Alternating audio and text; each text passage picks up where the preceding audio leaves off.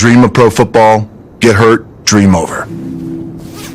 Find yourself with just $7 in your pocket. So how did I get here? By being the hardest worker in the room. How are you gonna get here?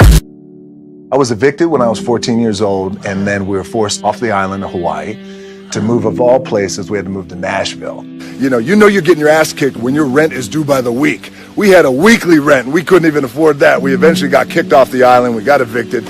But what I want to tell you guys is, if you're going through some hard times, you got to hold on to that fundamental quality of faith and hard work, because on the other side of those hard times is something better, is a better life. You know, this life here, this was never my dream. My dream was, I just didn't want to be evicted anymore.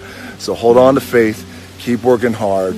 Aloha. My goal was to play in the NFL, but that didn't happen for me. I went up to the Canadian Football League. I played up there. Yeah. I got cut from there, flew back down to Miami. My old man was living in Tampa.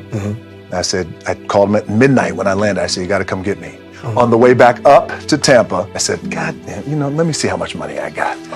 I pulled out my wallet, I opened it up, I took out a 5, a 1, and change. When I was 22 years old, I came to this city for the first time. I was playing in the Canadian Football League, playing my first pro football game. I was playing for the Calgary Stampeders. We were playing the BC Lions. I was so excited. 2 days later, I got cut. The dream shattered, sent home with $7 in my pocket. I was like, wait, no, I gotta play in the NFL eventually. Those are my big goals. That's my dream. You realize that playing in the NFL was the best thing that never happened, because it got me here. So my point is, look, you're gonna get your ass kicked. We're gonna get the shit kicked out of us. You gotta get up. You gotta have faith that the one thing you wanted to happen oftentimes is the best thing that never happened. So have faith, and just keep that in mind and keep plugging away. The key for me was, where does it start? What's the anchor? What's the anchor? So I can have all these ambitions, and you guys have all these ambitions, which is great. It's important. I'll play this role, you'll play that role. I'll execute this thing, and it'll come out this summer. You guys will execute this thing during the summer, right, when it's time to really put in a lot more work.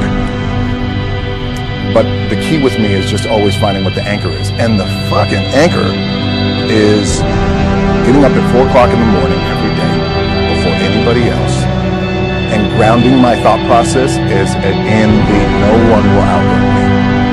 No one. I love and I respect you guys. Motherfuckers will outwork me. I'll start with this.